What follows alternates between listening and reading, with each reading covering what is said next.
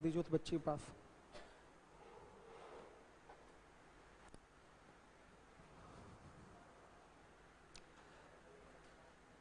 बच्चों, आज आप लोगों का नया टॉपिक स्टार्ट हो रहा है एडवांस का। अभी मैंने ट्रिग्नोमेट्री कंप्लीट कर रखा है।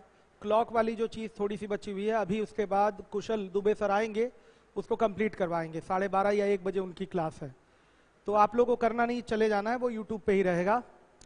और आज से बहुत ही इंपॉर्टेंट टॉपिक स्टार्ट हो रहा है। ये हर एग्जाम के लिए इंपॉर्टेंट है, चाहे आप स्टेट लेवल का एग्जाम दे रहे हैं, इवन यूपीएसआई भी दे रहे हैं, तो उसमें भी ज्योमेट्री के क्वेश्चन पूछे जाते हैं।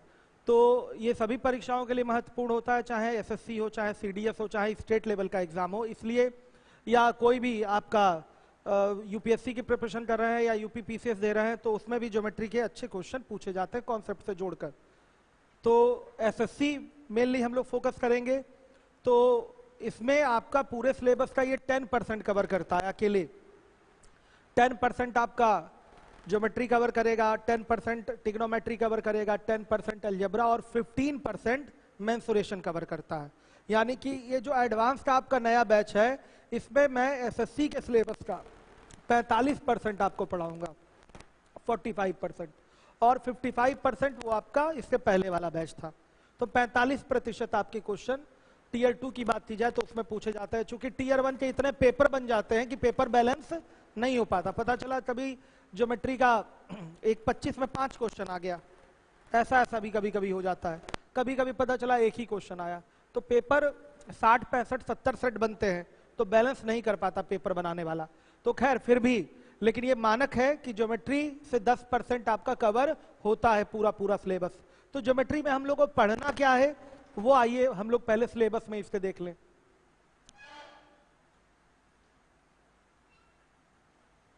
सबसे पहले है angle, line, plane.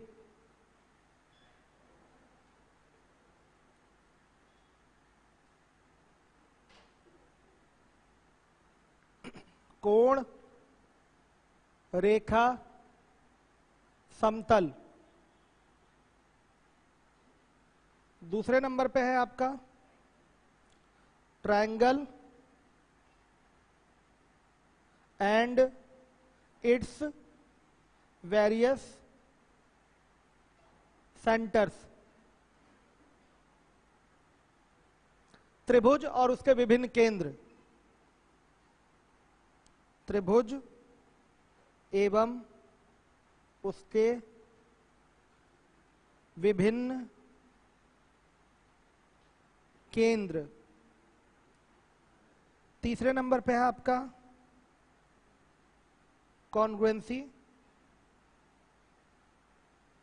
And similarity.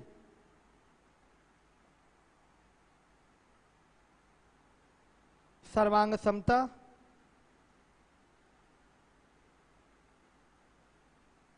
एवं समरूपता। कॉन्ग्रुएंसी मतलब हो गया सर्वांग समता, और सिमिलैरिटी मतलब हो गया आपका समरूपता। चौथे नंबर पे होगा चतुर्भुज, क्वाड्रिलैटरल, इंग्लिश में पहले लिखते हैं क्वाड्रिलैटरल, चतुर्भुज। फिर उसके बाद कंप्लीट सर्कल, वृत्त। देखिए, आपका ये मेंसुरेशन से जुड़ा हुआ टॉपिक है, लेकिन हम मेंसुरेशन में एरिया, पेरीमीटर, वॉल्यूम, ये सारी चीजें डिस्कस करते हैं। तो पूरा मेंसुरेशन हम अलग ही पढ़ाते हैं। अगर आप ज्योमेट्री पढ़ लेंगे तो ज्योमेट्री का जो यूज मेंसुरेशन में होगा, तो आपको वहां पर फायदा मिलने लगेगा पहले ज्योमेट्री पढ़ने का। ज्योमेट्री के नियम वगैरह, थियरम्स वगैरह जानते रहेंगे तो मेंसुरेशन के क्वेश्चन करने में आपको सहायता मिलेगी। इसलिए पहले ज्योमेट्री पढ़ाया जाता है, उसके बाद मेंसुरेशन। ज्योमेट्री के बाद आपका नया टॉपिक मेंसुरेशन चलेगा। जो बच्चा कभी मैथ नहीं पढ़ा है वो भी एक एक चीज इसमें समझ लेगा, क्योंकि एकदम 0 लेवल से हम पढ़ाएंगे, कहीं कोई दिक्कत नहीं होने वाली है। ये नया बैच आपका स्टार्ट हुआ है। आज आपके 2 इंडिविजुअल मैथ्स के नए बैचेज स्टार्ट हुए हैं, 7 से 9:30 और 10 से 12:30 का। और दोनों बैचेज में आपका चलने का तरीका क्या होता है, अर्थमेटिक एडवांस, अर्थमेटिक एडवांस, यानी कि 2 अर्थमेटिक हो गया और 2 एडवांस हो गया।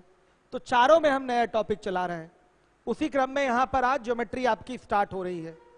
अभी अभी ट्रिग्नोमेट्री कंप्लीट हुई है, उसमें आपका क्लॉक वाला पार्ट बचा हुआ है और मैक्सिमम मिनिमम वाला पार्ट पढ़ा दिए होते हैं हम कब का, लेकिन चूंकि इसका हमने पीपीटी बनवाया है डिजिटल बोर्ड पे पढ़ाने के लिए, तो इस पे पढ़ा नहीं सकते, इसलिए अभी तक इस पे नहीं चल पाए, नहीं तो पढ़ा दिए होते। तो देखिए आज अगर मेरा स्टूडियो सही हो गया तो फिर पढ़ा देंगे वहां हम मैक्सिमम मिनिमम आज ही। तो ये सिलेबस है आपका, या कह लीजिए पूरी हाई स्कूल की बुक, पूरी हाई स्कूल वाली बुक। और कुछ कैट में भी पूछे जाने वाले थियरम है जो हाई स्कूल में नहीं पढ़ाए जाते, तो उसको आपको अलग से मैं करवाऊंगा सारी चीजें। जैसे आपका सेवियन से रिलेटेड थियरम हो गया, फिर आपका मास पॉइंट ज्योमेट्री हो गया, ये सब आप हाई स्कूल में नहीं पढ़े हुए हैं, तो वो सारी चीजें कैट में पूछी जाती हैं और एसएससी में थोड़ा बहुत उसका एप्लीकेशन आ जाता है, तो मैं उसको अलग से कराऊंगा। पहले मैं हाई स्कूल की पूरी आपको ज्योमेट्री पढ़ाऊंगा। ज्योमेट्री मेनली यही है, हाई स्कूल में ही दिखाई देता है।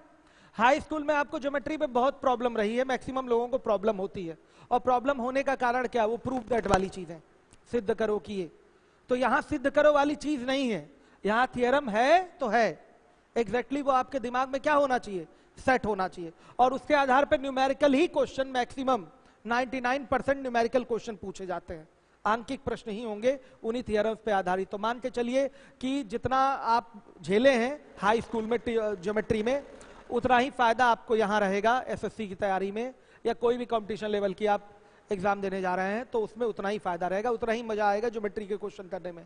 इसका फायदा क्या है, अगर एक बार आपने थियरी समझ ली अच्छे से, क्वेश्चन एक दो बार लगा लिया आपने, तो दोबारा दोहराने की जरूरत नहीं होती। जैसे रीजनिंग कभी आपको दोहराने की जरूरत होती है, नहीं होती, कोई नया क्वेश्चन भी आगे आप कर लेते हैं, कारण आपका कॉमन सेंस आपको बताता है कि इसके बाद ये कर लो, यहाँ ये मिसिंग आपका नंबर है, पता चल जाएगा, कॉमन सेंस से ही हो जाता है। वही चीज यहाँ भी है, एक बार थियरी दिमाग में धस गई आपके, बैठ गई, तो समझिए कोई भी न्यूमेरिकल क्वेश्चन आप आराम से कर लेंगे, किसी भी प्रकार की परेशानी नहीं होने वाली है। तो बेटा हम आपसे एक जीएस का एक क्वेश्चन पूछना चाहते हैं, फादर ऑफ ज्योमेट्री किसको कहते हैं, पता होगा आप लोगों को, मतलब ज्यामिति के पिता किसको कहा जाता है, यूक्लिड को, एकदम सही बोल रहे हैं, यूक्लिड को कहते हैं, ठीक है। एक आपके ग्रीक मैथमेटिशियन थे यूक्लिड, उनको फादर ऑफ ज्योमेट्री कहते हैं। तो आपका जो ज्योमेट्री हम लोग पढ़ रहे हैं ये प्लेन ज्योमेट्री है, प्लेन ज्योमेट्री है, ध्यान दीजिएगा, ज्योमेट्री भी कई टाइप की होती है आपकी, लेकिन जो हम लोग पढ़ रहे हैं इसमें ये प्लेन ज्योमेट्री हम लोग पढ़ेंगे, और इसको आप यूक्लिड की ज्योमेट्री भी कह सकते हैं। ये प्लेन ज्योमेट्री है आपकी, यहां पर पढ़ी जाएगी। सबसे पहले बात जो शुरुआत होगी वो होगी समतल से, रेखा से, बिंदु से, बात इससे शुरू होगी। तो बेटा जिस चीज से हम बात शुरू करने जा रहे हैं उसकी कोई परिभाषा ही नहीं है ज्योमेट्री में, प्लेन ज्योमेट्री हम ये पढ़ रहे हैं, और प्लेन ज्योमेट्री में इसकी कोई परिभाषा ही नहीं है, ना प्लेन की कोई परिभाषा है, ना पॉइंट की कोई परिभाषा है, ना कोई लाइन की परिभाषा है। हाँ ये है कि उसको ड्रॉ करके व्हाइट बोर्ड पे हम दिखा सकते हैं, देखिए प्लेन है, देखिए ये आपका लाइन है, और ये आपका पॉइंट है। बोलचाल की भाषा में हम बोलते हैं कि प्लेन क्या है, लाइन क्या है, पॉइंट क्या है, हम ये बोलते जरूर है, लेकिन एग्जैक्टली इसकी कोई डेफिनेशन नहीं है, ये अनडिफाइंड है। क्या है ये, अपरिभाषित है, अनडिफाइंड है। ज्योमेट्री में ये 3 पॉइंट जो है आपका प्लेन यानी कि समतल, बिंदु यानी कि पॉइंट, और लाइन यानी कि रेखा, ये अनडिफाइंड चीजें हैं, लेकिन फिर भी हम बोलचाल की भाषा में परिभाषा इसकी देते हैं। चलिए सबसे पहले एक खास बात तो हम बताना ही भूल गए, जो हमें बताना बहुत जरूरी था। ये देखिए, ये थियरी की आपकी शीट है, 38 पेज की थियरी की शीट है। चूंकि आज थोड़ा सा अभी दे नहीं रहा हूं इसको मैं, क्योंकि अभी बहुत क्लोज में लिखा हुआ, मतलब पास में लिखा हुआ, थोड़ा साफ लिखवाना है इसको। लिखवाना क्या मतलब, सेट कराना है। तो ये थियरी की शीट में दे दूंगा तो समय आपका बचेगा, नोट्स बनाए चाहे ना बनाए, ये नोट्स आपका काम कर जाएगा। केवल मैं थियरी यहां क्या करूंगा, समझाऊंगा, ठीक। और आप नोट करेंगे, यहां जो मैं नोट करूंगा, जो हेडिंग दूंगा, आप भी अपनी कॉपी पे हेडिंग देंगे, नहीं तो फिर मजा नहीं आएगा। जो मैं जितना यहां नोट करूं व्हाइट बोर्ड पे आप भी नोट करेंगे, हमारे साथ साथ फिगर आप भी बनाएंगे, लेकिन फेयर करने की आपको कोई आवश्यकता नहीं है, क्योंकि ये मैं आपको नोट्स प्रोवाइड करूंगा प्रिंटेड। एक शीट ये मिलेगी, ऐसी ही एक शीट 1 मिलेगी जो कि बेसिक होगी, और एक शीट 2 मिलेगी जो कि स्टैंडर्ड होगी, यानी कि 3 शीट आपको हम ज्योमेट्री में देने वाले हैं। ये पूरी थियरी वाली शीट रहेगी, ये आपको टेलीग्राम पे आज अपलोड हो जाएगी शाम में, और कल आप लोगों को क्लास, कल नहीं 1-2 दिन बाद बांटूंगा, एक दो दिन बाद इसलिए क्योंकि बैच थोड़ा अभी बच्चे आ जा रहे हैं ना, बैच फिक्स हो जाए कि कौन से बैच में कौन आएगा, उसका हम सीट अलॉट कर दें, उसके बाद आप लोगों को शीट मिल जाएगी। क्योंकि शीट बच्चों कॉस्टली आती है ना, जान ही रहे कोरोना में कितना आर्थिक रूप से संकट से सभी लोग जूझ रहे हैं और हम तो ज्यादा ही जूझ रहे हैं। तो सुनिए, सही है, जिसका जितना बड़ा सेटअप होगा वो उतना ही ज्यादा घाटा में जाएगा, होगा कि नहीं बच्चों? तो घाटे में तो है ही हम पूरी तरह से। खैर, लेकिन कहीं से कोई कंजूसी नहीं होगी, शीट पर्याप्त आपको दी जाएगी। अब देखिए इतनी मोटी मोटी शीट बढ़ाना, कल 10 पेज और बढ़ जाएगा इसमें, क्योंकि जगह और ज्यादा दिया जाएगा, स्पेस दिया जाएगा, तो थोड़ा सा अच्छा लगेगा देखने में और दिमाग पे थोड़ा सा अच्छे से छपेगा। अच्छा ये रेखा है, यही डिफिनेशन क्लियर हो गई, ठीक है। तो कल मिलेगी ये शीट आप लोगों को। तो आइए आप यहाँ एक काम करिएगा, पॉइंट्स बोलते जाइएगा लगातार, कौन कौन से पॉइंट्स हैं। चलिए सबसे पहले बेटा आइए समतल पे आते हैं। आप लोग भी हेडिंग देते हुए चलिएगा, इसको कहते हैं प्लेन। कोई डेफिनेशन नहीं ज्योमेट्री में, लेकिन बोलचाल की भाषा में हम क्या कहते हैं? यह एक चपटा तल होता है जिसमें लंबाई होती है, चौड़ाई होती है, लेकिन मोटाई नहीं होती है। यह अनंत तक विस्तृत होता है, मतलब आपकी सोच से भी आगे है। ये आया समझ में? जहां तक आपकी सोच पहुंच रही है उसके भी ये आगे तक विस्तृत होता है, ये प्लेन। जैसे इस व्हाइट बोर्ड की हम बात कर लें, ये व्हाइट व्हाइट जो पार्ट आपको दिखाई दे रहा है, ये क्या है? एक प्लेन है, समतल है। आगे बच्चों समझ में? तो ये बोलचाल की ये हमारी परिभाषा है कि एक चपटा तल होता है, फ्लैट सरफेस होता है, इसमें लंबाई होती है, चौड़ाई होती, लेकिन मोटाई नहीं होती। देखिए ये मोटाई है, लेकिन इस मोटाई को काउंट नहीं करेंगे, नहीं तो ये 3D फिगर में चला जाएगा। प्लेन जो होता है वो 2D फिगर होता है, प्लेन जो होगा 2D फिगर होगा। 2D का मतलब होता है 2 डायमेंशनल फिगर, द्विआयामी आकृति। कैसी आकृति? द्विआयामी आकृति, जिसमें 2 आयाम है, 2 विमाएं हैं। हम यहां बात कर रहे हैं 2 विमाओं की लंबाई और चौड़ाई की बात करें। एक बोलचाल की हमारी भाषा है। देखिए इसमें लंबाई है, चौड़ाई है इस व्हाइट बोर्ड में, लेकिन इसकी मोटाई नहीं है, समझिएगा बात को। तो ये क्या है? हमारा प्लेन है। ये हमने परिभाषा आपको बताई है। वास्तव में प्लेन की कोई डेफिनेशन नहीं होती है, ध्यान रखिएगा। क्लियर है सारे बच्चों को? ये आपका 2 डायमेंशनल फिगर होता है। ये कितना डायमेंशनल होता है? 2 डायमेंशनल फिगर होता है। क्लियर है? तो ये देखिए व्हाइट बोर्ड ही आपका क्या है? प्लेन है। देखिए इस तरह से एक प्लेन हमने बना दिया। क्या है बेटा? ये एक प्लेन है, इस पे ये एक प्लेन बना दिया हमने, ये फिगर भी बना दिया। समतल के बाद हम बात करेंगे बिंदु की। बिंदु की इंग्लिश क्या होती है? पॉइंट। इसकी भी कोई डेफिनेशन नहीं है। ये सारी चीजें जो मैं बोल रहा हूं वो लिखा हुआ मिलेगा आपको शीट में, सही है? आपको नोट करने की जरूरत नहीं, केवल पॉइंट डालते रहिए। कहीं फिगर अगर मैं बना रहा हूं तो वो फिगर बनाते रहिएगा। इस तरीके से आपका पूरा ध्यान चीजों को समझने में ही रहेगा। दोबारा पूछना चाहे तो बार बार पूछ लीजिए, 50 बार पूछ लीजिए। ज्योमेट्री है, हर एक एक चीज, हर एक एक डाउट आपके क्लियर होने चाहिए। क्लियर है? चलिएगा ध्यान दीजिएगा। बिंदु की अगर बात की जाए तो बेटा इसकी भी कोई परिभाषा नहीं है। ये देखिए मार्कर उठाया, यहां इस तरीके से हमने इस पे प्रेस कर दिया, क्या बनाइए? इसको बोलेंगे यही एक बिंदु है। फिगर के माध्यम से हम बिंदु को दर्शा रहे हैं, फिगर के माध्यम से। तो बिंदु की अगर बोलचाल की परिभाषा बोली जाए तो ये एक ऐसी आकृति होती है जिसमें ना तो लंबाई होती है, ना चौड़ाई होती है, और ना ही मोटाई होती है। ना लंबाई है, ना चौड़ाई है, और ना मोटाई है।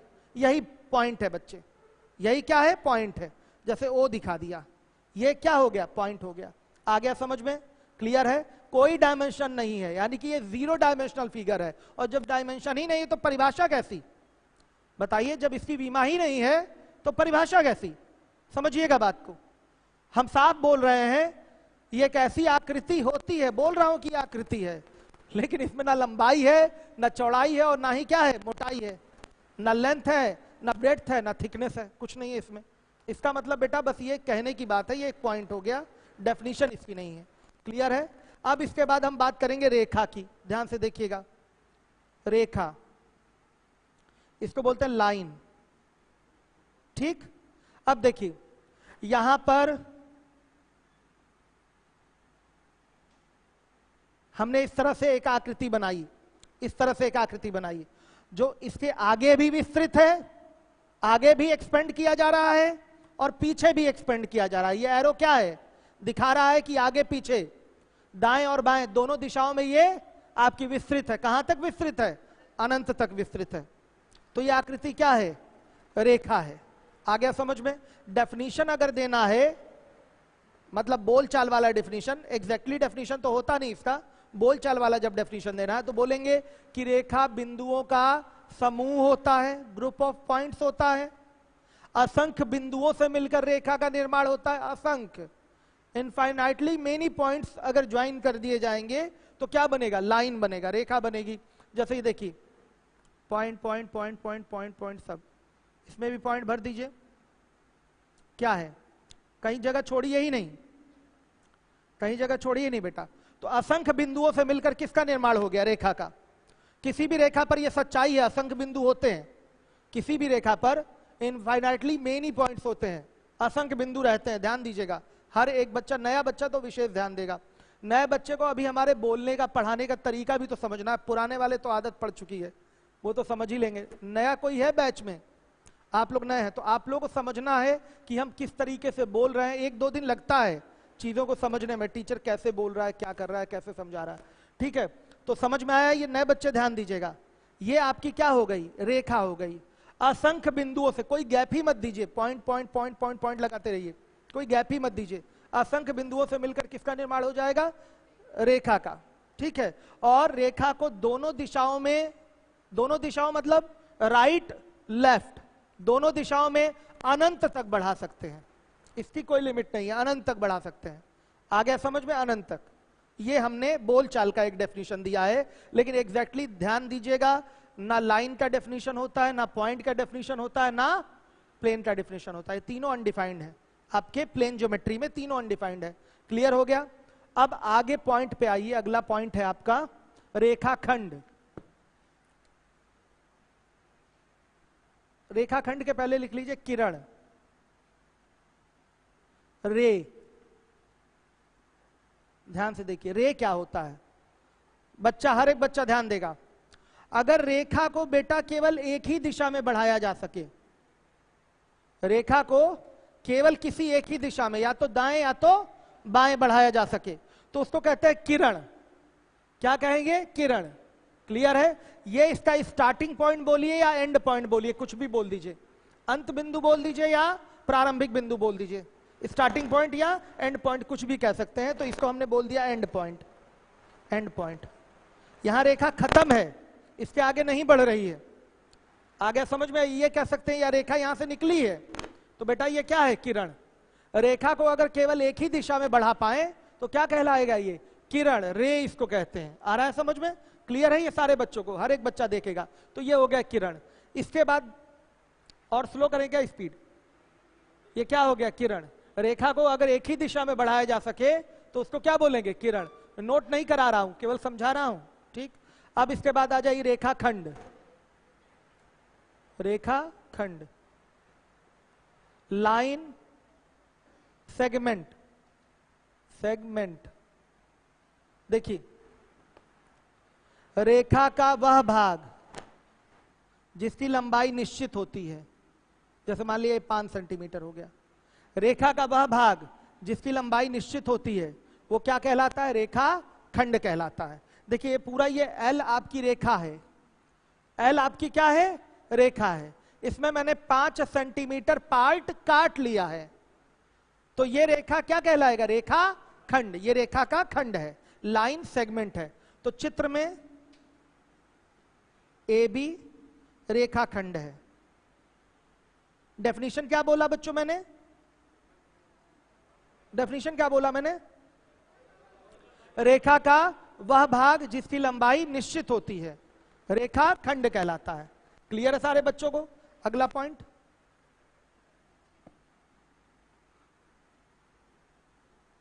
प्रतिच्छेदी रेखाएं। अगला पॉइंट, प्रतिच्छेदी रेखाएं।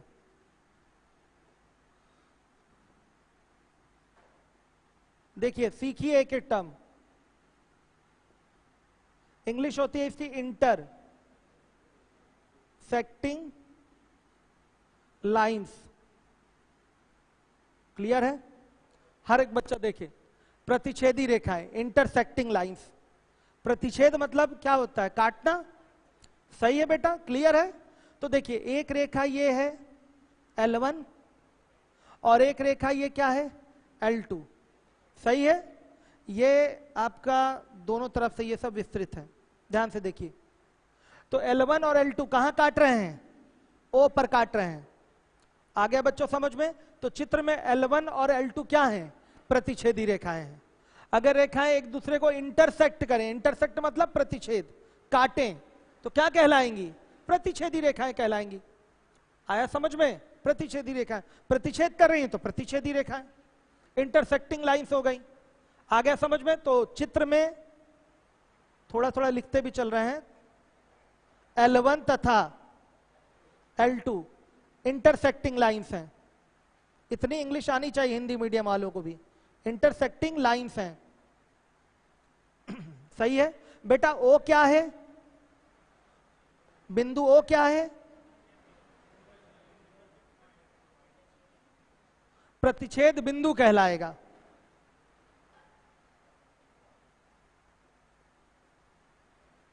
इंटरसेक्टिंग पॉइंट लिख देते हैं, ये सब हिंदी में मिलेगा, इंटरसेक्टिंग पॉइंट है, या कह सकते हैं इसको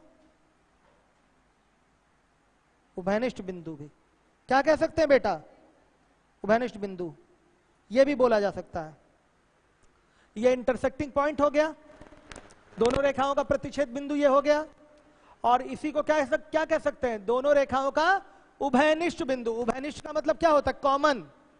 इन दोनों रेखाओं में कॉमन पॉइंट क्या है, O। L1 में भी O है और L2 पर भी O है, ये कॉमन पॉइंट हो गया। तो या तो आप इसको इंटरसेक्टिंग पॉइंट बोलिए या तो कॉमन पॉइंट बोलिए, प्रतिच्छेद बिंदु बोलिए या उभयनिष्ठ बिंदु बोलिए। तो बड़ी सिंपल सी डेफिनेशन है। प्रतिच्छेदी रेखाएं क्या होती हैं, दो रेखाएं एक दूसरे को अगर प्रतिच्छेद कर रही हैं तो प्रतिच्छेदी रेखाएं हैं। ये इसका क्या हो जाएगा बताइए, पॉइंट ऑफ इंटरसेक्शन, या इंटरसेक्टिंग पॉइंट बोल लीजिए या कॉमन पॉइंट बोल लीजिए, उभयनिष्ठ बिंदु बोल लीजिए। क्लियर है। अगला नहीं, इसके बाद तो बहुत सारी, ऐसा नहीं है। अच्छा पहले ही समांतर रेखा आ गया, चलिए ठीक है। क्रम हम इसी का रखना चाहते हैं क्योंकि जो क्रम में ये लिखा हुआ है, क्योंकि इधर उधर हो जाएगा तो आपको नोट मेंटेन करने में प्रॉब्लम होगी। लिखिए समांतर रेखाएं, पैरेलल लाइंस।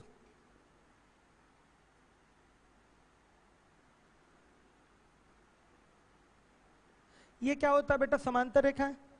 किसी को पता है समांतर रेखाओं की डेफिनेशन, आपको पता है, बताइए।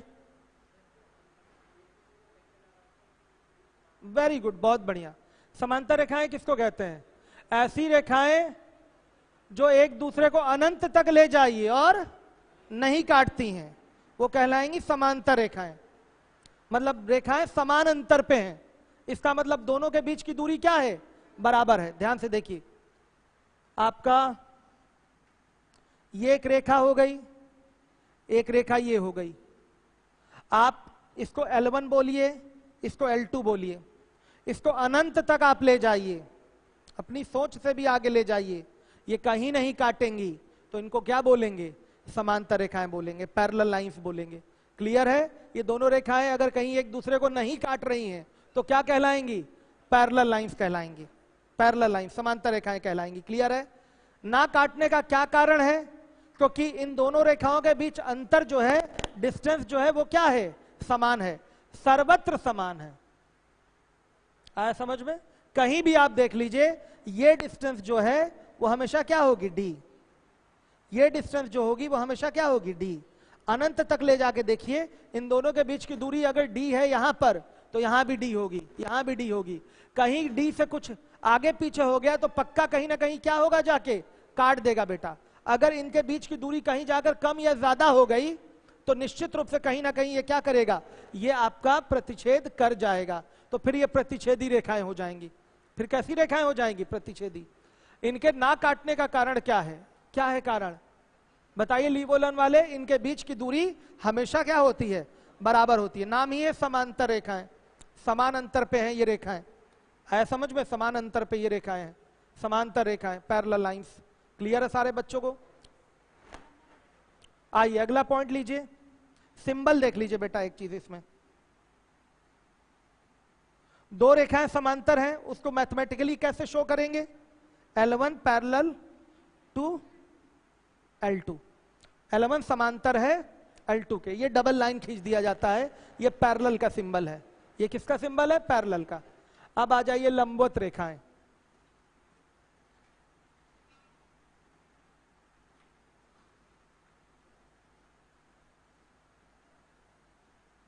लंबवत रेखाएं, परपेंडिकुलर लाइंस।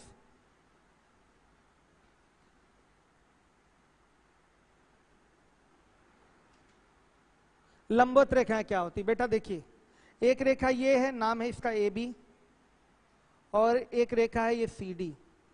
ध्यान से देखिए, ये यहां पर 90 डिग्री का कोण बना हुआ है। इन दोनों रेखाओं के बीच में कितने डिग्री का कोण बना हुआ है? 90 डिग्री का। ये रेखा इससे 90 डिग्री पर जुड़ी हुई है, या ये रेखा इससे 90 डिग्री पर जुड़ी हुई है। दोनों में से किसी को भी कह सकते हैं कि ये 90 डिग्री पर जुड़े हुए हैं। क्लियर है सारे बच्चों को? तो ये बोला जाएगा कि CD आपका AB पर लंब है, या ये भी बोला जाएगा कि AB आपका CD पर लंब है, या AD आपका CD पर लंब है, या BD आपका CD पर लंब है। कोई भी एक दूसरे पर लंब बोला जाएगा। आ गया बच्चों समझ में? अगर दो रेखाओं के बीच, डेफिनेशन दे रहा हूं, और दो रेखाओं के बीच 90 डिग्री का कोण है, तो दोनों एक दूसरे पे क्या होंगी? लंब होंगी। आ गया समझ में? तो इन रेखाओं को क्या बोलेंगे? लंबवत रेखाएं बोलेंगे। ये दोनों लंबवत रेखाएं हैं। ये दोनों कैसी रेखाएं हैं? लंबवत रेखाएं। एक दूसरे पर क्या है? परपेंडिकुलर है, लंब है। क्लियर हो रहा है? दोनों एक दूसरे पर क्या है? लंब है। केवल इसको लंबवत रेखा नहीं बोलेंगे, ये दोनों कैसी रेखाएं हैं? लंबवत रेखाएं। अगर दो रेखाओं के बीच 90 डिग्री का कोण बन रहा है, तो दोनों एक दूसरे पर क्या कहलाएंगी? लंब कहलाएंगी। इसका सिंबल क्या होता है? चिन्ह क्या होता है? मैथमेटिकली कैसे शो करते हैं? बोलेंगे CD परपेंडिकुलर टू AB, ऐसे बोल दिया जाएगा।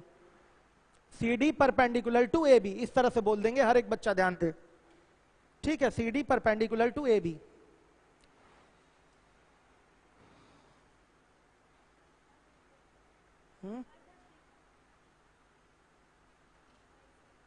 ठीक है, आइए बच्चों देखिए,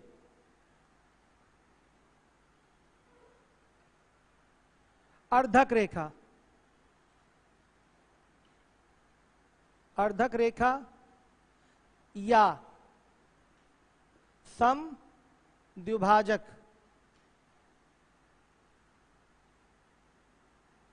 रेखा, बाइसेक्टर।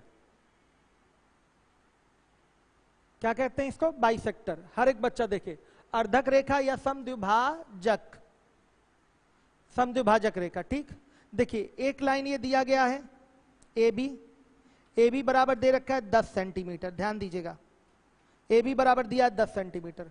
कोई रेखा इस तरह से आ रही है CD, कोई रेखा इस तरह से आई CD, इसको 5-5 में बांट दिया, बराबर बराबर भागों में क्या कर दिया? बांट दिया। तो ये जो CD कहलाएगा वो क्या कहलाएगा?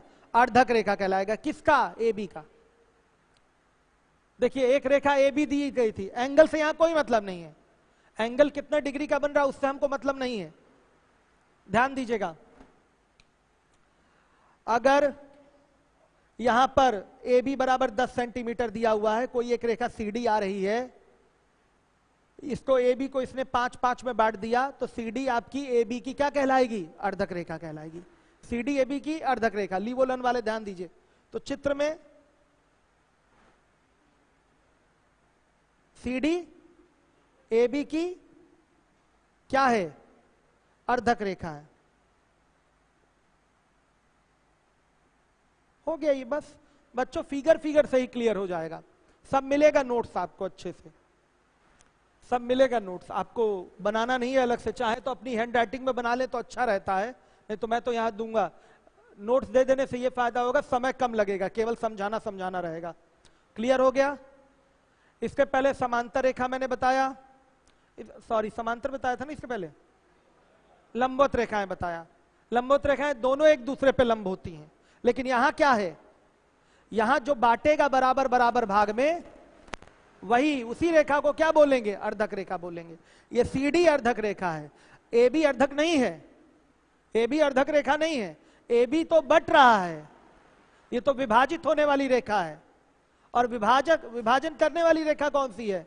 सी डी है। तो सी डी आपकी अर्धक रेखा है, बराबर बराबर में बांट रही है, यानी कि आपकी समद्विभाजित कर रही है, यानी कि बाइसेक्ट कर रही है, आप सीधे बोलेंगे।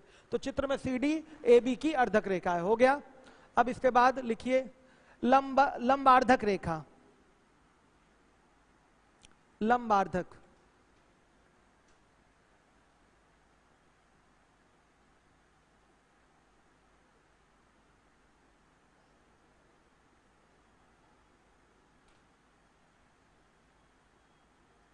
परपेंडिकुलर बाइसेक्टर या लंब अर्धक भी कह सकते हैं। संधि विच्छेद करेंगे तो क्या आएगा? लंब प्लस अर्धक, यही तो आएगा। तो लंबार्धक रेखा भी कह सकते हैं, हमने मिलाकर लिख दिया लंबार्धक रेखा। सही है बेटा, लंबार्धक रेखा, परपेंडिकुलर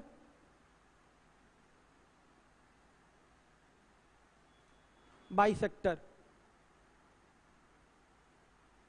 ध्यान दीजिए, परपेंडिकुलर बाइसेक्टर क्या होता है? नाम से ही स्पष्ट है, लंब भी हो और अर्धक भी हो, परपेंडिकुलर भी हो और दो बराबर भाग में बांट भी रहा हो। अर्धक के लिए कोण का 90-90 होना जरूरी नहीं है, अर्धक कुछ भी हो सकता है, लेकिन लंबार्धक के लिए कोण 90 होना जरूरी है, क्योंकि मैंने लिखा है लंब प्लस अर्धक रेखा, लंब भी हो और अर्धक भी हो, दोनों काम कर रही हो। तो जैसे देखिए, ये आपका ए बी है, ए बी ये है 10 सेंटीमीटर, सही है। ये रेखा जो सी डी है बेटा, इस पे लंब भी है और इसको दो बराबर भाग में क्या कर रही है? बांट भी रही है। अगर कोई चीज बराबर भाग में बटी है तो उसके लिए भी सिंबल प्रयोग करते हैं, डबल डबल, देखिए डैश दिखा रहे हैं हम, इसका मतलब ये पार्ट दोनों क्या है? बराबर है। सेम साइन से इसको दर्शा दिया, इसका मतलब ये और ये दोनों के दोनों क्या है? बराबर है। हर एक बच्चा देखेगा। तो सी डी क्या है यहां पर चित्र में? सी डी ए बी की लंबार्धक रेखा है, सही है, perpendicular bisector of A B है। इन फिगर सी डी क्या है? परपेंडिकुलर बाइसेक्टर है ए बी का। क्लियर है? आ रहा है बच्चों सबको समझ में? हर एक बच्चा ध्यान देगा। तो लिखेंगे चित्र में सी डी ए बी की लंबार्धक, सॉरी बच्चों, लंबार्धक रेखा है।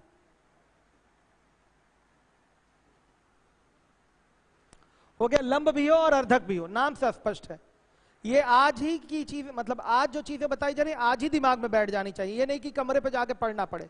क्या बताया? सबसे पहले मैंने प्लेन बताया, प्लेन क्या है? क्लियर हो गया। फिर उसके बाद मैंने बिंदु बताया, बिंदु क्लियर हो गया। रेखा बताया, किरण बताया, रेखाखंड बताया, फिर उसके बाद प्रतिच्छेदी रेखाएं बताया, फिर समांतर रेखाएं, फिर लंबवत रेखाएं, क्यों, और फिर उसके बाद अर्धक रेखा, फिर लंबार्धक रेखा, ये बताया। समझिएगा, देखिए यहां पर सिंगुलर में लिखे हैं, वहां पर समांतर रेखाएं मैंने लिखा था, लंबवत रेखाएं लिखा था, यहां क्या लिखा? अर्धक रेखा, लंबार्धक रेखा। आ गया समझ में? किसी एक ही को तो बोलेंगे। क्लियर हो गया? हाँ, अब आ जाइए कोण पे बच्चों। अच्छा, कोण के पहले एक और रेखा सुन लीजिए, संगामी रेखाएं। यस, क्या है? सिंबल, सिंबल तो वही रहेगा आपका, परपेंडिकुलर वाला सिंबल बताया था मैंने, लंबवत रेखा का सिंबल बताया था, लेटा हुआ मतलब उल्टा टी बनाया था कि नहीं? बना दिया था उल्टा टी, ठीक। अब इसका कोई सिंबल नहीं बाबू, देख लीजिए फिर से, उल्टा टी बनवाया था कि नहीं? बनवा दिया था, ठीक है। चलिए, लंब भी है और अर्धक भी है, तो बस लंब वाला सिंबल बनेगा और आगे अर्धक लिखना पड़ेगा उसको, ठीक है। चलिए, अब इसके बाद आ जाइए बच्चों संगामी रेखाएं।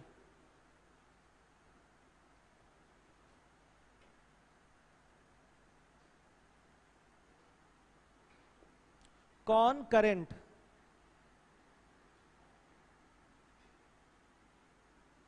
लाइंस, ठीक है।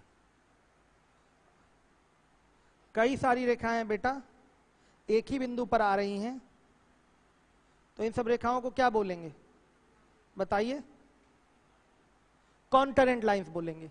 कई सारी रेखाएं एक ही बिंदु पर प्रतिच्छेद कर रही हैं, तो ये सब रेखाएं कैसी रेखाएं कहलाएंगी? संगामी रेखाएं कहलाएंगी। कैसी रेखाएं? संगामी रेखाएं कहलाएंगी। कॉन्करेंट इंग्लिश में कहते हैं। ये रेखाएं एक ही बिंदु पर आ रही हैं कि नहीं, बताइए? सब एक ही बिंदु पर प्रतिच्छेद कर रही हैं, तो ये क्या होंगी? कॉन्करेंट लाइंस होंगी, संगामी रेखाएं होंगी। क्लियर हो गया? आ गया समझ में? ये कॉन्करेंट लाइंस है, एक ही बिंदु पर आए तो हो गया। अब इसके बाद आ जाइए कोण।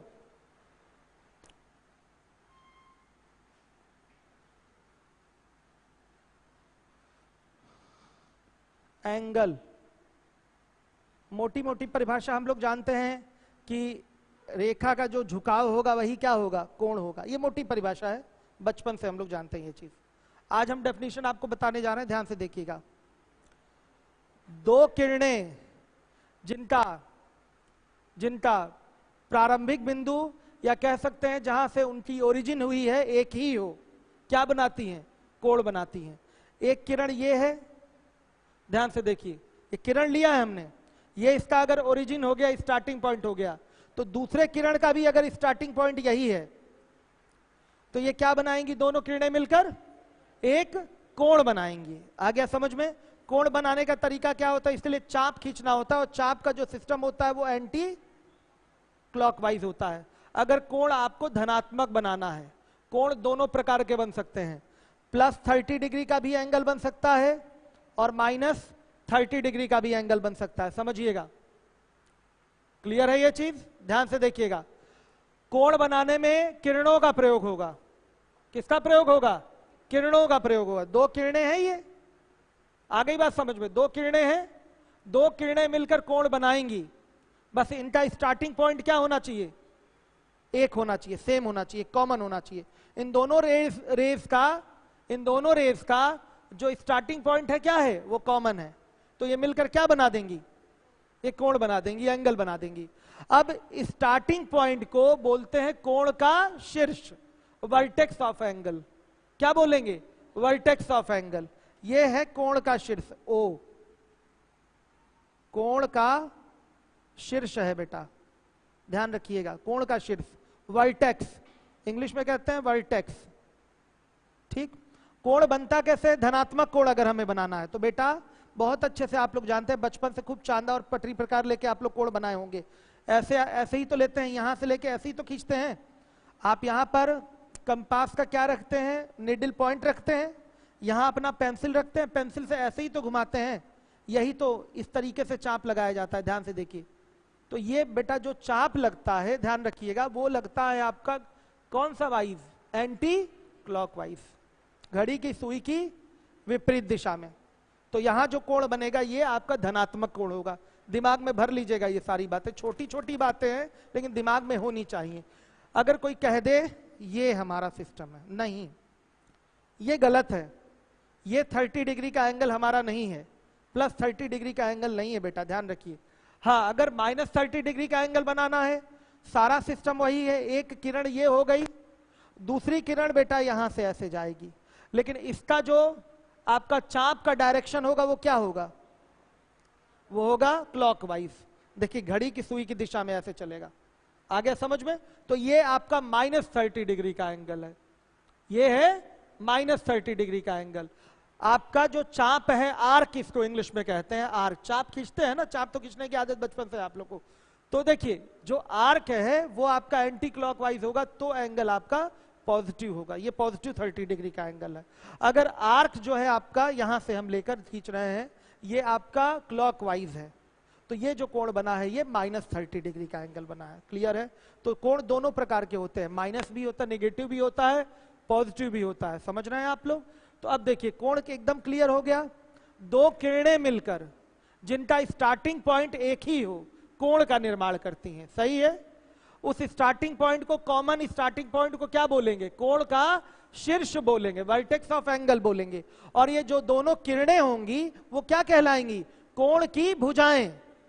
सब लिखा हुआ मिलेगा नोट्स में। ये दोनों जो आपकी किरणें हैं वो क्या कहलाएंगी?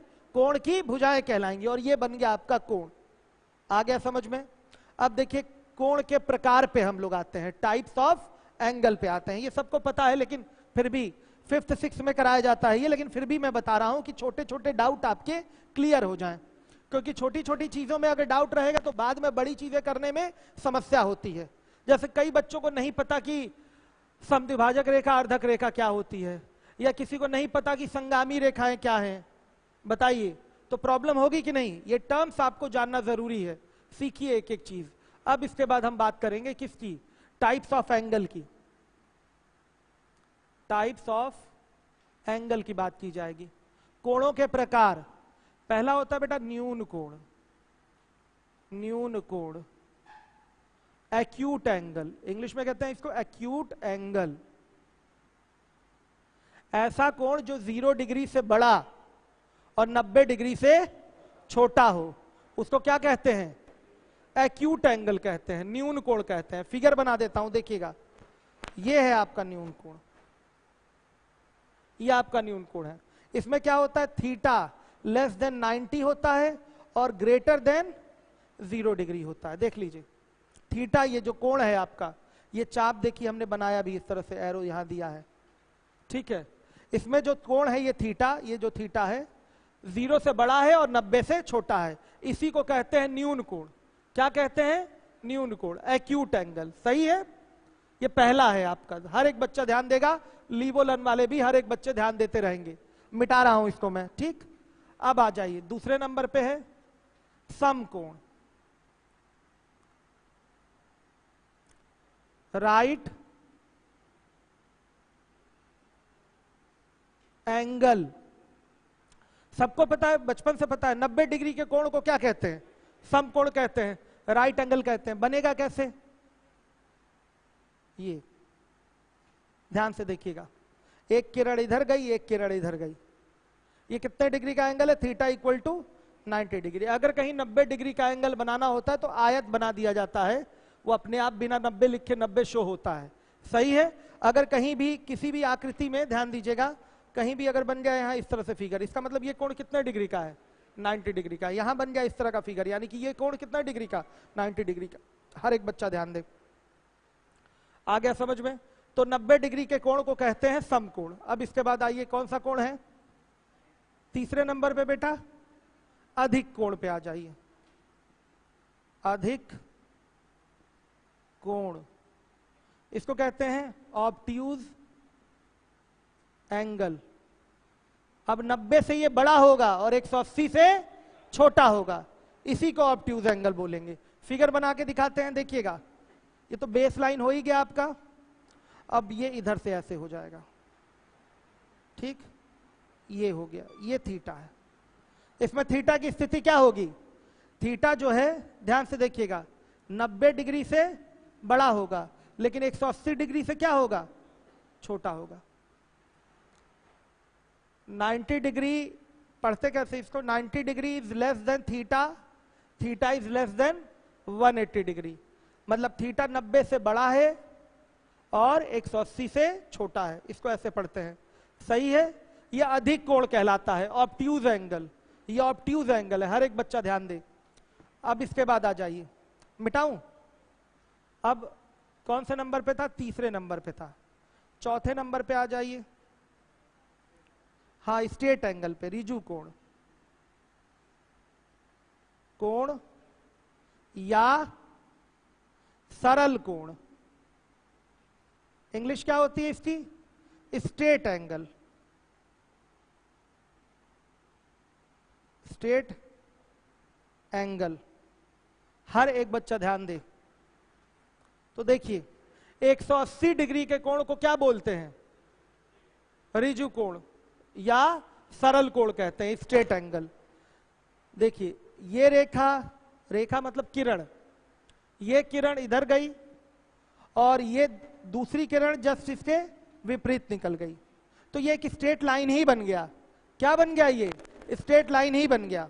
तो ये जो एंगल होगा, इधर से चाप उठ के यहां तक आया, तो इसमें जो थीटा बराबर क्या होगा?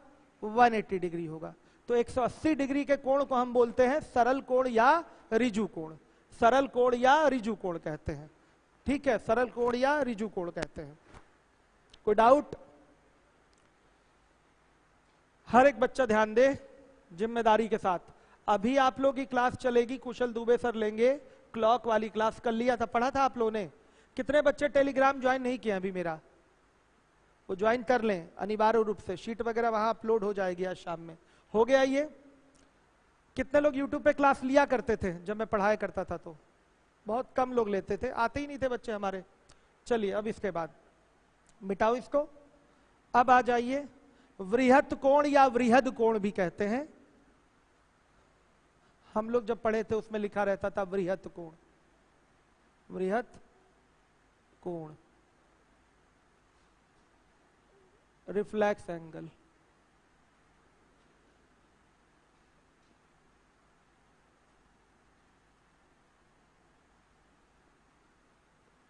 रिफ्लेक्स एंगल, हर एक बच्चा ध्यान दे, सही है।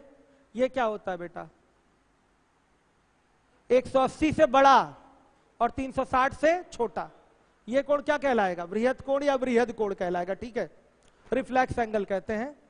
तो बना देते हैं फिगर। ये इधर से चला गया, ध्यान से देखिए। ये जो कोण होगा, ये इसमें जो थीटा होगा वो लेस देन 360 होगा, लेकिन ग्रेटर देन क्या होगा? 180 होगा।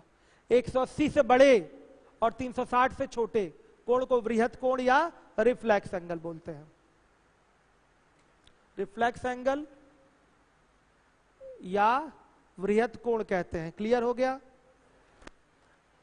आगे समझ में? अब देखिए इसके बाद कौन सा? संपूर्ण कोण।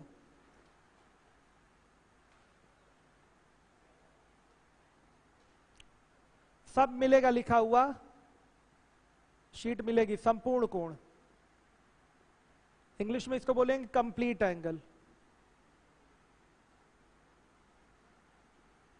इसमें क्या होता है बेटा? 360 डिग्री के कोण को क्या कहते हैं? संपूर्ण कोण बोलते हैं। तो देखिए, एक किरण यहां से जा रही है, दूसरी किरण यहां से चलना शुरू की और फिर से वापस बेटा इसी पर आ गई, तो एक दूसरे पर क्या हो गए?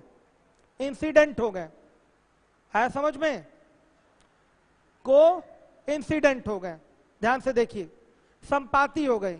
ये दोनों किरणें क्या हो गई? संपाती, एक के ऊपर एक आ गई। जाहिर सी बात है आएंगी, जब पूरा 360 डिग्री का एंगल बनाना है तो एक किरण तो यहां से चल ही दिया था, चल दी थी एक किरण। क्लियर है?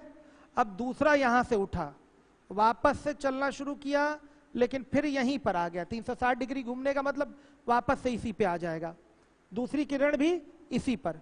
तो ये जो थीटा बनेगा वो कितने डिग्री का बनेगा? 360 डिग्री का बनेगा। दो किरणें हैं इस पर, एक नीचे है और एक ऊपर है। किरणें यहां भी दो हैं, एक नहीं है, दो किरणें हैं, लेकिन दोनों किरणें क्या हो गई? संपाती। संपाती का मतलब कॉन्साइड कर गई, कोइंसिडेंट हो गई। आया समझ में? एक के ऊपर एक हो गई। किरणें तो दो रहेंगी, कोण अगर बनना है, कोण अगर बनना है तो किरणें क्या रहेंगी? दो तो होनी ही होनी है। तो एक किरण अंदर है और एक किरण उसी के ऊपर है। समझिएगा, एक तो बेस वाली रे पहले से थी और दूसरी रे चली थी, लेकिन 360 डिग्री पे वापस यहीं पर आ गई है, एक के ऊपर एक हो गई। तो जो यहां कोण बनेगा, ये पूरा कोण हमने चाप लिया हुआ है इस तरह से, तो ये क्या है? 360 डिग्री का एंगल है। कितने डिग्री का? 360 डिग्री का एंगल है। अब देखिए, अगर बच्चे कहते हैं सर अब 0 डिग्री का एंगल बताइए, 0 डिग्री तो कुछ होता नहीं है। समझिएगा, यही होता है, यही तो बहुत बड़ी गलती है आपकी। यही तो मैं बताने जा रहा था कि बच्चे इसी को 0 डिग्री का भी एंगल कह देते हैं। ध्यान से देखिए, 0 डिग्री मतलब बेटा किरण क्या है? एक ही है, दूसरी किरण आ ही नहीं रही है। तो 0 डिग्री के लिए हम चाप बना ही नहीं सकते। 0 डिग्री के एंगल के लिए मतलब एंगल नहीं बन रहा है। शून्य कोण जो होता है, इसका मतलब क्या है? एंगल नहीं है वो। शून्य कोण का मतलब उसकी वैल्यू नहीं है, कुछ भी नहीं है। तो वहां पर दूसरी रेखा मतलब दूसरा किरण जाएगी ही नहीं, मतलब ये चीज उठनी ही नहीं है। बस ये हो गया। यहां पर ये चाप वाली चीज जो हम चला रहे थे वो नहीं चलाएंगे शून्य कोण पे। तो ये मत कहिएगा कि शून्य कोण और संपूर्ण कोण एक ही होता है। शून्य कोण होता ही नहीं है, कोई वैल्यू ही नहीं है। शून्य का कोई वैल्यू है क्या? बताइए। तो 0 डिग्री का एंगल ये होता ही नहीं है। लेकिन अगर शो करना है तो बस एक किरण बना देंगे, ये यहां पर बिना चाप खींचे आप कह देंगे कि यहां पर 0 डिग्री का एंगल बन रहा है। कोई दूसरी किरण उठी ही नहीं। कोण की क्या परिभाषा है? दो किरणों से मिलकर कोण का निर्माण होता है उन दोनों किरणों का स्टार्टिंग पॉइंट कॉमन होता है। आया समझ में? तो कहाँ ये 0 डिग्री के एंगल के कहाँ दो किरणें मिल रही हैं बताइए? तो क्या आप 360 डिग्री और 0 डिग्री के एंगल को सेम बोल पाएंगे? बताइए, नहीं बोल पाएंगे ना। बोलिए। अब जैसे आप कहेंगे सर वहां तो बोलते हैं कार्टेशियन प्लेन या क्वाड्रेंट में बोलते हैं, जहां 360 होता है वहीं 0 भी बोल देते हैं। आप उसके हिसाब से हो सकता हो कह रहे हो, तो वहां भी नहीं है। देख लीजिए, अगर चतुर्थांश बनाएंगे तो अभी यहां कोई एंगल नहीं है, तब 0 डिग्री बोलिए। कोई एंगल नहीं है तब क्या बोलेंगे? 0 डिग्री। अभी एंगल है ही नहीं तो क्या बोलेंगे? 0 डिग्री। अब उठ के यहां पे आया तो 90, यहां पे आया तो 180, यहां पे आया 270, और बेटा बस जब यहां से आ जाएगा तो 360। तो ये घूम के आया है तब यहां 360 बना है, और ये 0 पहले से हमने दे रखा था, जब कोई एंगल था ही नहीं तब वो 0 मैंने दे रखा था। ये घूम के चाप आएगा तब ये 360 डिग्री का एंगल बनेगा। क्लियर है? तो ये हमारा एक लास्ट एंगल था, कंप्लीट एंगल, संपूर्ण कोण। क्लियर हो गया? शून्य कोण बचपन में हम लोग पढ़े हैं कि 0 डिग्री के कोण को, बचपन में पढ़ाया गया है हम लोगों को कि 0 डिग्री के कोण को शून्य कोण कहते हैं, लेकिन व्यवहारिकता में इसका कोई महत्व नहीं है। 0 डिग्री का एंगल होता ही नहीं है, समझ में? मतलब कोण ही नहीं बन रहा है, कोण ही नहीं बन रहा है, तो कोई चाप उठेगा ही नहीं, दूसरी किरण निकलेगी ही नहीं, वहीं का वहीं एक ही किरण रह जाएगा, और कुछ होना नहीं है। किसी के मन में कोई और कोण को लेकर डाउट है तो पूछे हमसे। किसी के मन में कोई और डाउट है कोण को लेकर तो पूछे। मैं सोचा था ये क्लास जल्दी जल्दी चलेगी, लेकिन इसमें तो टाइम लगा। अच्छा, कुछ लग रहा है परामर्श देने में समय निकल गया हम लोग का ना शुरुआत में, नहीं तो आज स्लो चला है मुझे लग रहा है, क्योंकि हमेशा से मैं पढ़ाता आया हूं तो पहली क्लास में ही मैं आप लोगों का कहां तक पहुंच जाता था, ट्रांसवर्सल के बाद पैरेलल लाइन में करस्पॉन्डिंग एंगल, इंटीरियर ऑल्टरनेट, को इंटीरियर एंगल का सम 180, ये सब नोट करा देता था। आज मेरे ख्याल से बहुत कम हुआ है। लिखा के ही कराया करूं क्या? वो लिखा के कराता था तब उतना पहुंचता था मैं, आज तो कुछ लिखाया भी नहीं हूं, तो पता नहीं क्यों आज 5 मिनट लेट तो था ही मैं, 5 मिनट लेट था। कारण लेट होने का क्या था कि बच्चे भी तो इंटरटेन करना होता है, उनको बाहर मिलते हैं, कोई समस्या पूछते हैं तो उसमें 7-8 मिनट निकल जाते हैं, तो थोड़ा सा ब्रेक का समय चाहिए। तो चलिए इतना तो मैंने बता दिया। अब अगली हेडिंग क्या है? पूरक कोण। चलिए पूरक कोण वगैरह कल बताऊंगा, आज नहीं। ठीक, आज क्लास कम से कम स्टार्ट हो गई आप लोगों की ज्योमेट्री की। नए बच्चों को छोटी छोटी चीजें समझ में आई हैं? ऐसे इस तरीके से पढ़िए कि दोबारा इसको जाके दोहराना ना पड़े। टेलीग्राम सब लोग ज्वाइन कर लें, मैं पूरी शीट उस पर अपलोड करूंगा, और ये शीट प्रिंटेड भी आपको क्लास में बटेगी। ये शीट जो है प्रिंटेड भी क्लास में बटनी है, तो इससे आप लोग को नोट्स अलग से बनाना नहीं पड़ेगा, केवल समझना है। सोशल डिस्टेंसिंग को ध्यान में रखते हुए सभी बच्चे जाएंगे, लापरवाही कोई नहीं करेगा। और पानी का बोतल और उसके बाद मास्क, सैनिटाइजर, इसको लेके आना है। कल फॉर्म भी एक आप लोगों से भरवा लेंगे कि अगर आपको कोरोना होता है तो उसकी जिम्मेदारी कोचिंग की नहीं होगी।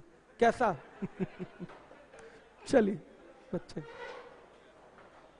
और किसी को कुछ क्वेश्चन पूछना है